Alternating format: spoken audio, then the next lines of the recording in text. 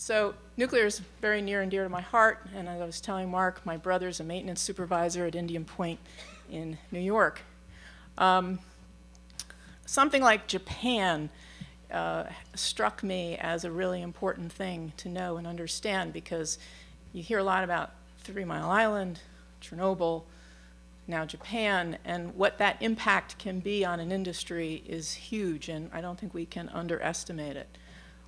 When you look at the history of nuclear development in New England, and nationally, I guess, as well, but certainly in 1979, when 3 Mile Island happened, all of those nuclear power plants that I was just rattled off, most of them were still under construction or even in the planning stage.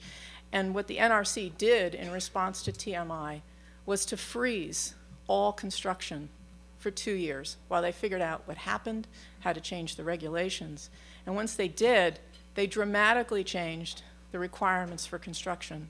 So that's why a lot of those power plants either were canceled or ended up being tremendously more expensive than they had been projected, because they had to be retrofitted, even though they weren't even completed yet. It was a huge impact on the nuclear industry.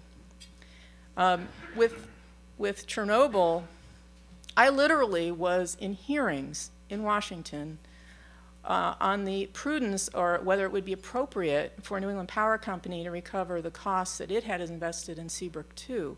It had not been officially canceled yet, because New England Power Company was a minority owner, and the majority owner, which was Public Service of New Hampshire, hadn't canceled it yet. And so, believe it or not, the FERC staff was taking the position that until the project is canceled, we couldn't prematurely seek abandonment costs.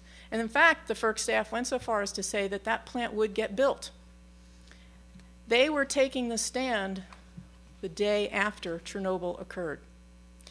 And the staff walked into the hearing and withdrew their case. So when you hear about something like Japan, it strikes me as something that's really profound in terms of how it's going to affect an industry. And so we're really lucky to have Mark Hodkin here today from Entergy to talk about nuclear. Beyond that, Angie O'Connor, who represents the New England Power Generators Association, can talk about what's happening to all the rest of the fleet.